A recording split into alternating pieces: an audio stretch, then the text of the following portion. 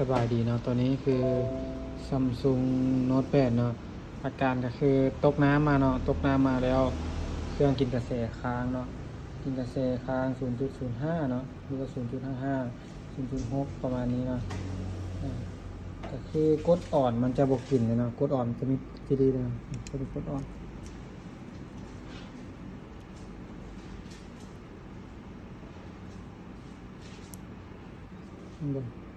มันจะบกกินกระแสจักหน่อยเลยนะตัวนี้คือเราจะทำการเช็คเบื้องว่าตัวใดมันซอดเนาะเครื่องตกน้ำมาน่าจะมีตัวใดซอดอยู่เนาะซิ่งเนาะจะแกะออกหมดเลย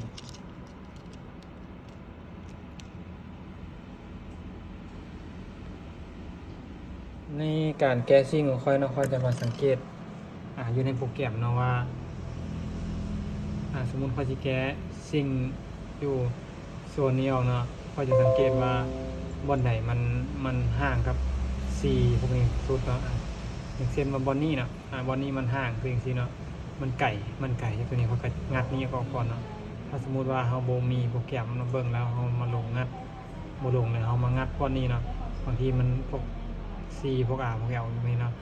หรือพวก FL มันจะออกรวมมันแตกมันหักออกในเคสในเครื่องอาจจะดับไปตื้มก็มีเนาะหรือเขาจะงัดนี่ขึ้นมาเนาะค่อยๆงัดขึ้นมาหรือว่างัดแกนี้ก็ได้เนาะบอลที่มันบ่มีส่งเครดิตเป็นบริซิมเลย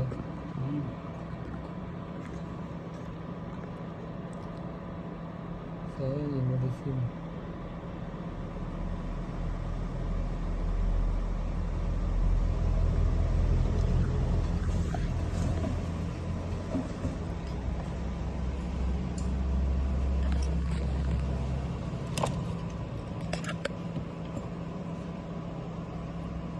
ตัวนี้จะงัดออกเพื่อจะวัดหาจุดซอดเนาะว่ามันซอดอยู่จุดใด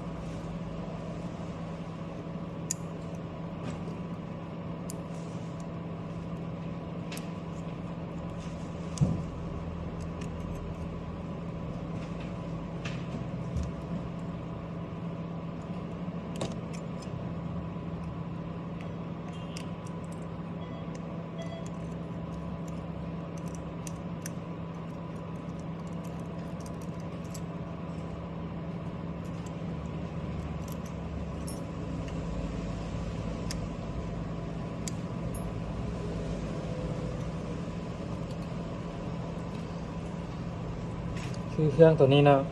ลูกค้าได้ทำการไปล้างไปอบมาเรียบร้อยแล้วเนาะเราก็เลยบ่งว่าน้ำเข้าส่วนไหนแน่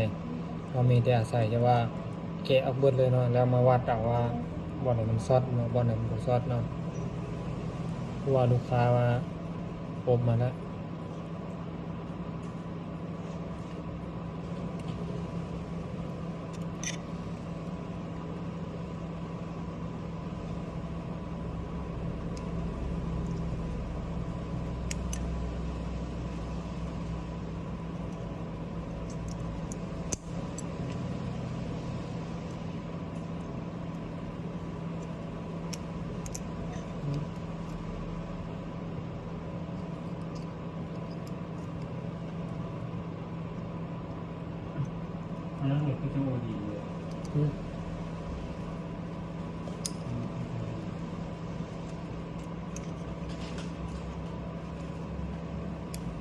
แ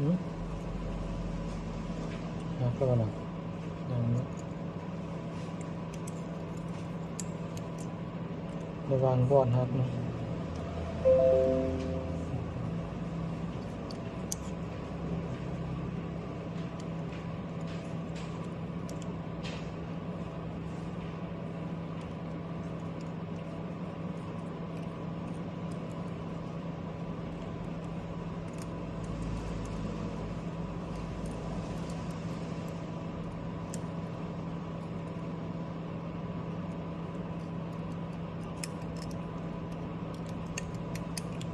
นี่เนเซ่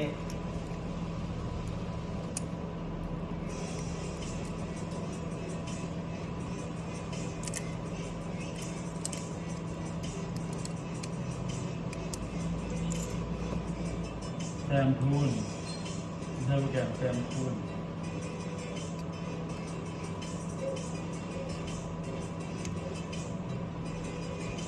ชื่อผู้แก่แซมทูนชื่อใครวะ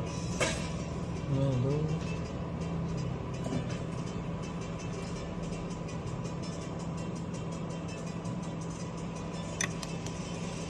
เพราะว่ามี65 กิโล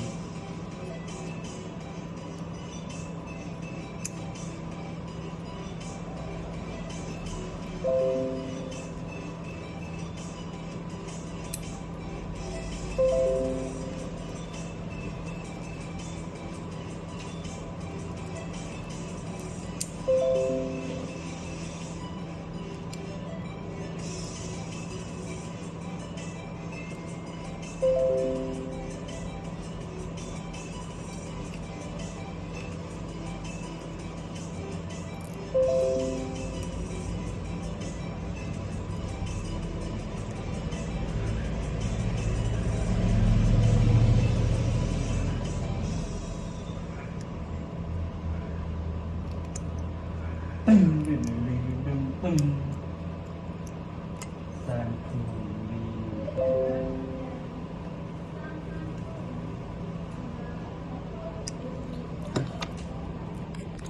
หลังจากตัดแล้วก็มาซ่อมมันนะว่า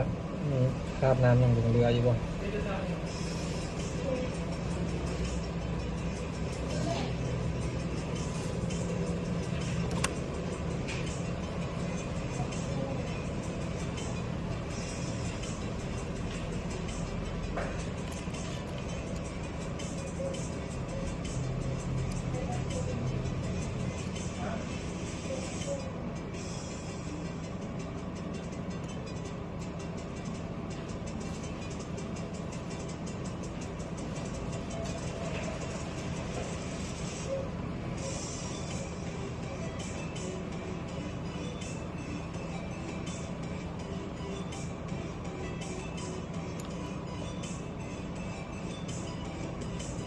แล้วก็จะเป็นส่วนแถวนี้หลายตัวเนาะส่วนแถวนี้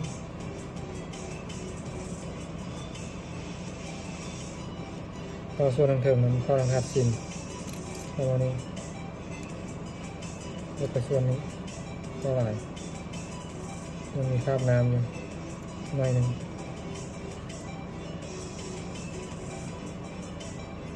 ถ้าซิมก็มีคราบน้ำเนาะมาจะทำการล้างก่อนล้างข้อมูลก่อน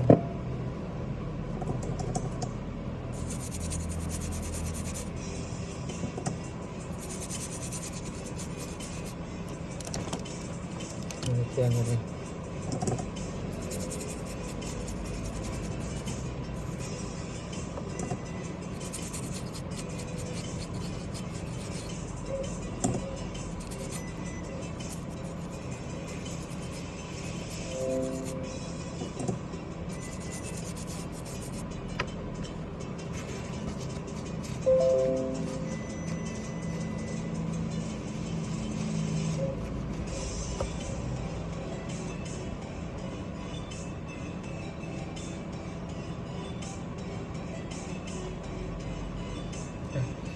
วันนี้ก็มาวัดตรงนั้น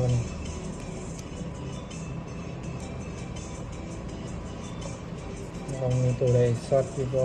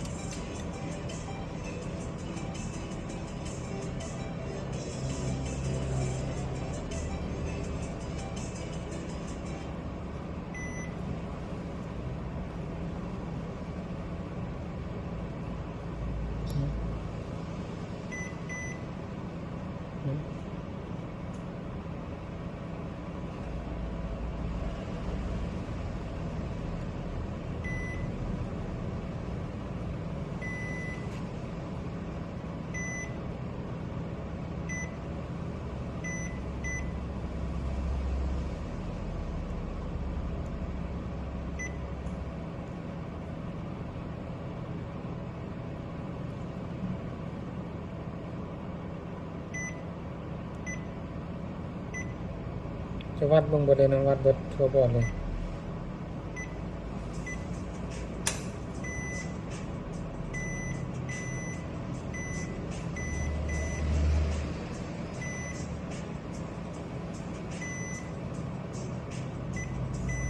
ตัวในจีดเท่ากันมาเบิ่งวงจรบิสแมปเฮานะ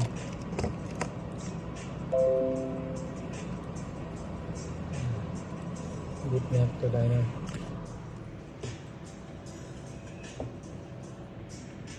บิสแมปตัวนี้บิสแมปนะแล้วมาที่ซัมซุงแล้วมาที่เอ็นเนาะเอ็น950เนี่ย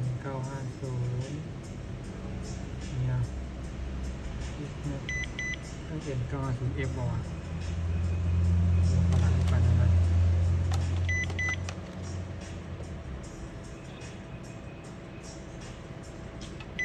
เป็น950F เนาะเป็น950Fเป็นตัวนี้เนาะเป็นตัวนั้นนะแกมแมงลันตัวนั้นเนี่ย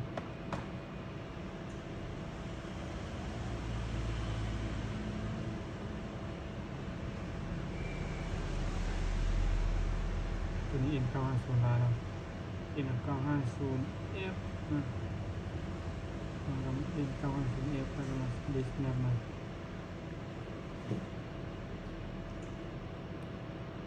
แล้วมัน2 เมตรเนี่ยนะCPU ตัวนี้ก็คือ2 เมตรนี้เนาะมันลงกล่าวเนาะเราจะวัดเบิ่งว่า2 เมตรนี้มันลงกล่าวบอกเพราะว่าอันนี้น่าจะเปลี่ยนในชีซากเนาะเพราะว่ามันซากเข้าแต่ 0.6 เนาะตัวนี้ซากบ่เข้าเปิดบ่ขึ้นเนาะก็คือเข้าซากเข้าแต่ 0.6 เนาะมันบ่เข้าเต็มที่เนาะปกติต้อง1 จุดขึ้นไปนะซากอย่างเข้าก็คือมันติดอยู่เม็ดนี้วันนี้เราจะมาทำการวัดอีกรอบนึงนะว่าวงจรนี้มันจะติดบ่คือตัวใดที่มันแดงๆเขาจะวัดเลยเนาะมีตัวนี้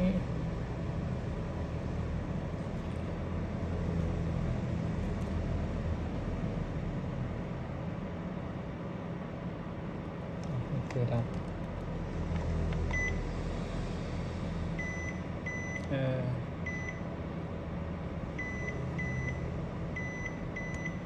คือตรงนี้เนาะพวกที่มันแดงๆนี่เนาะพวกที่มันแดงๆนี่เนาะมันจะตีดหมดเลยเนาะเพราะว่าเส้นทางนี้มันซอดแล้วเส้นทางที่มันแดงๆนี่เนาะมันซอดวันนี้เราก็แค่ทำการห้วยควันลงไปมันทั่วบนเลยเนาะทั่วตัวใดที่มันแดงๆนี่เนาะห้วยลงไปเลยแล้วเราก็มาทำการจี้ไฟเข้านะห้วยควันลงไปก่อนปิดไฟกันมันมีพัดลมโอ้สายไฟโอ้โหแตกซ้ำแล้ว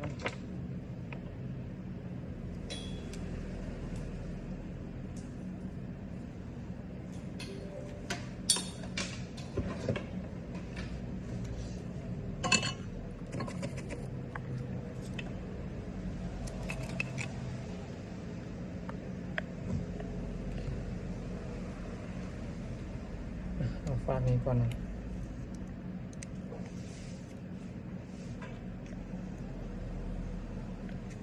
หัวยางส่วนลงไปส่วนนี้อันตรายนะต้องหน้าออกไกลๆนิดนึง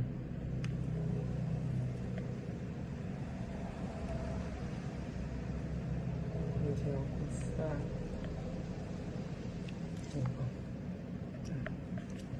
ดีเทลนี้มันก็มีคือกัน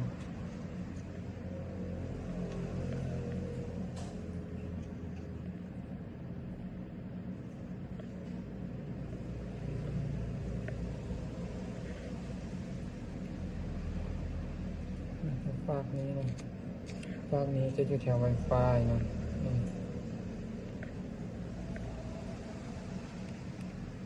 แล้วก็เกือบทั่วนะเกือบทั่วบอดตัวนี้น่าเป็นไฟเมนนะ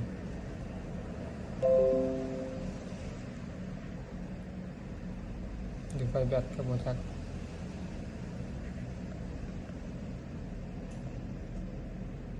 ปิดเลย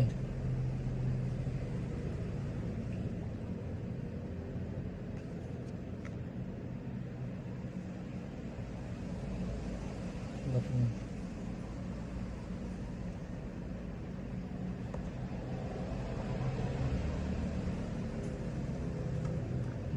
ชิวมากเลย ไอทัสตัวนี้โน้ตมา อยู่ในนี้นะมั้งในนี้ก็ต้องเป็นตัดเอานะคืออยู่ในนี้หลายเติบอยู่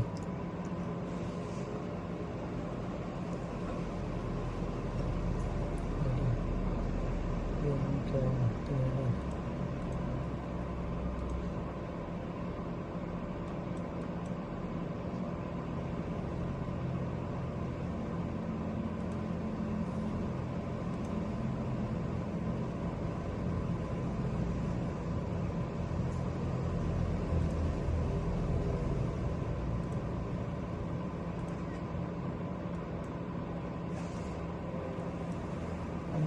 คือมันติดหนาเลยป่ะ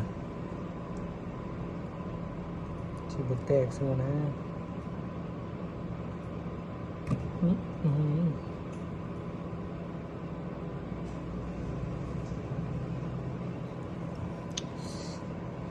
เอาหน่อยเนาะ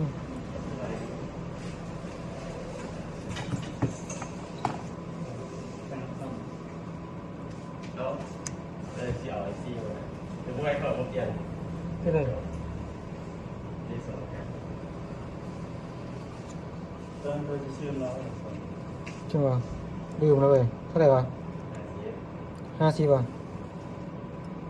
ซื้อมาไม่ให้ลูกชายเลยซื้อ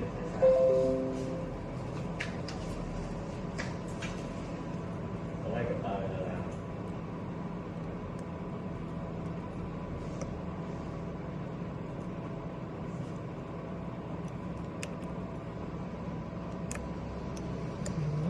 เปิดเว็บโอ้บทันหอยควันใช่ไหมเห็นบ่ไม่เบิดเนาะตัวนี้เส้นตาบังภูเขาเขาว่า เส้นหน่อย บ่แม่นแล้วนะเห็นบ่ เขียนมีบุ๊กไว้มีแล้วมั้ง มี มีแล้ว แมน เท่าไหร่ มีบาวาเซียเลยผม คือมันน่าจะซอดอยู่ในส่วนนี้แล้วนะเดี๋ยวจะห้อยควันอย่างส่วนใส่มันอีกเลยซะกระเทือนห้อยนะเพื่อความแน่ใจนะ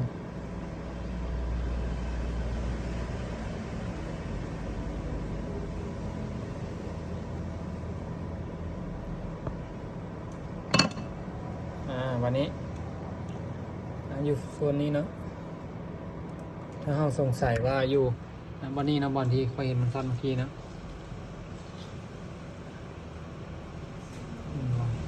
ได้นี่บ่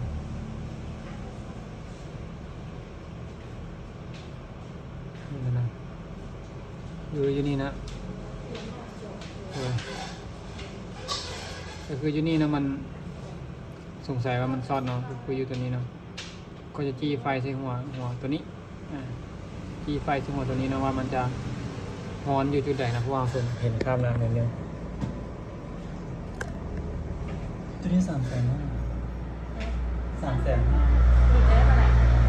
เป็นราคานี่เลยตัวนี้อะไรขึ้นมา เปลี่ยนราคาเลยเลยนะ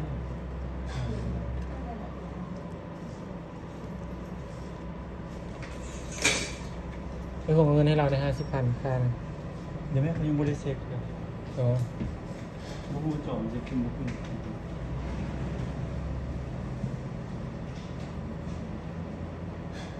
คือมันจะจี้ไฟใส่มันอยู่คนละรวงเลย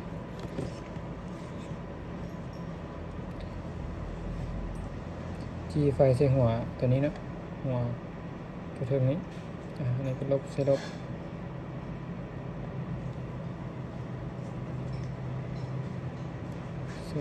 ใส่ลบเห็นบ่ เห็นกันไหมเอ่ยตัวนี้น้ำใหม่นะตัวนี้วันนี้เห็นตัวไหม้แล้วนะเพื่อบางคนบอซัดเนี่ยจะห้อยควันให้เบิ้งอีกเดือนหนึ่ง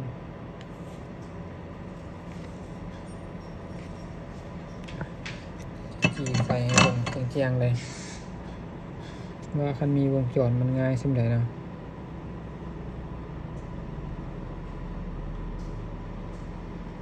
บางคนเงิน3-4 แสนนะเสียดายเงินนี่เนาะว่าที่ซื้อวงจรเสียดายไปรอดเนาะได้สเก็ตตัวนี้เนาะปึ๊บเห็นปะเป็นจังไดล่ะบัดนี้เราก็ทำการอัดเซินมันไปสวรรค์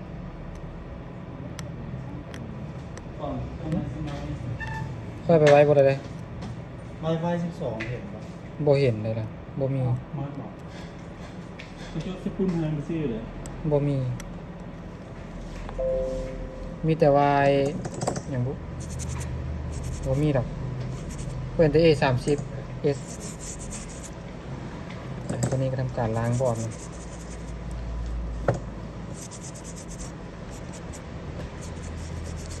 ตะกี้ขั้นมาอาการนี้ค่อยซ่อมบ่ได้จักอันเงานะค่อยบ่มีวงจรเบิ่งนะมาแล้วก็จิ้มบ่ได้แล้วก็ส่ง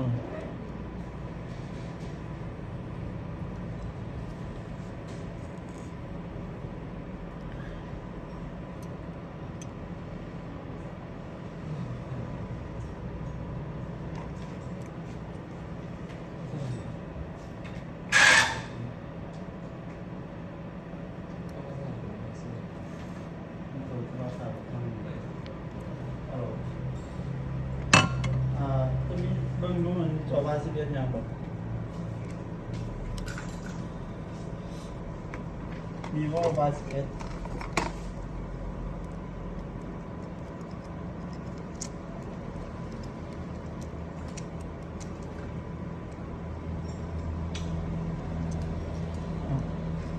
ไม่ซื้อมาไว้เหรอโอเค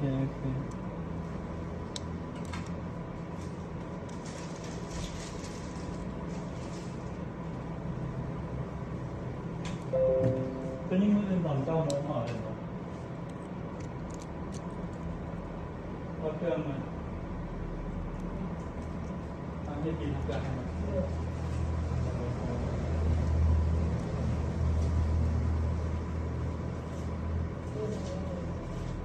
มีประมาณ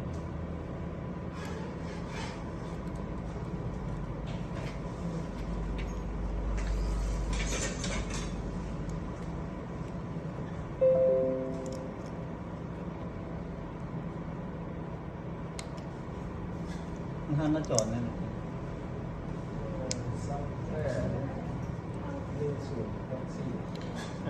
มาลองสร้างนะมัน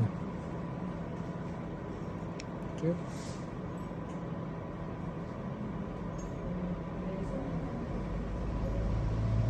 ก็0.6 Google กดเปิดนั่นเอง จะลองแผงสามใหม่หรอบ้านแข็งนะแข็งข้างในมันที่มีจะค่อยเช็คแล้วเราก็ชี้แจงเจ้าว่ามันจะได้เปลี่ยนแผงหรือได้แผง เล่นบนได้น้ำกินสร้าง ไม่ค่อยพาหลายหน่วย ก็คือ เขายังเส้นหาทางแรกเหมือนนี่รหัสเราเนี่ยแหละ แต่ก่อนนะเข้าซากเข้า 0.6 เนาะตอนนี้มา 1.8 เนาะก็คือเครื่องมันตกน้ำมาเนาะแล้วซากเข้า 0.6 เนาะที่ว่าเครื่องมันซากบ่เข้าเปิดบ่ขึ้นเนาะไอซีซากกับพาวเวอร์เนาะมันจะเฮ็ดเวียกร่วมกันเนาะบางทีซากบ่เข้าเปิดบ่ขึ้นมันก็จะเกิดสาเหตุเกิดมาจาก2ตัวนี้มันซอดเนาะก็คือเส้นทางนี้มันซอดคือเส้นทางชาร์จเจอร์เนี่ยก็คือค่อยหลักๆคือค่อยจะเบิ่งตัวนี้โซลูชันนี้ก่อนนะว่าเครื่องมากันนะเพื่อการซาบบ่เข้าเปิดบ่ขึ้นเนาะค่อยก็จะมาเบิ่ง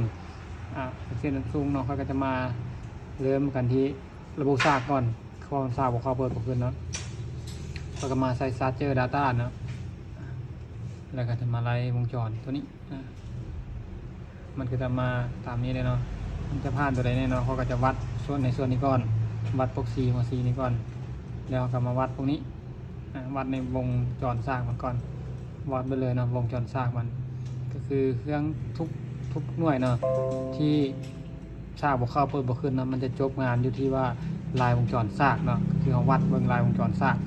มันตัวนี้ก็คือตกน้ำมาซากบอกเข้าเปิดบอกขึ้นเนาะก็คือก็จะวัดรอบๆไอซีซากก่อนถ้าว่าค่อยสงสัยตัวนี้คือค่อยวัดไปจุดที่มันจะน้ำเข้าก่อนเนาะก็เลยมาวัดไอซีซากน้ำหลังวัดก็คือตัวนี้สองตัวนี้มันติดเนาะแล้วก็คือน้ำมันเข้าค้างอยู่นี่เข้าค้างอยู่นี่เข้าค้างอยู่นี่ก็คือตัวนี้นี่ซอสเนาะตัวนี้ซอสเรากำลังการดีตัวนี้ออกแล้วก็ได้เงินเนาะเครื่องนี้ค่อยครับถ้าเป็นเงินไทยกับประมาณ1,000 บาทเนาะคือตัวนี้แล้วก็เพื่อต้อง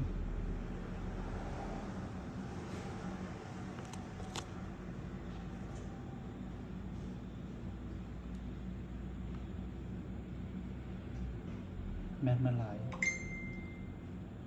กูตุนแมทมัน เพราะว่าเราบริษัทนี้นะจอก็เป็นเส้นก็คือสำนีนะจบงานเนาะสำนีกันเลยเพราะว่ามันขึ้นได้สำนีก็ถือว่าเปิดขึ้นแล้วเนาะพอจบเพียงเท่านี้เนาะคลิปนี้กลับมาสั้นๆบ่สั้นแหละครึ่งชั่วโมง easy นะ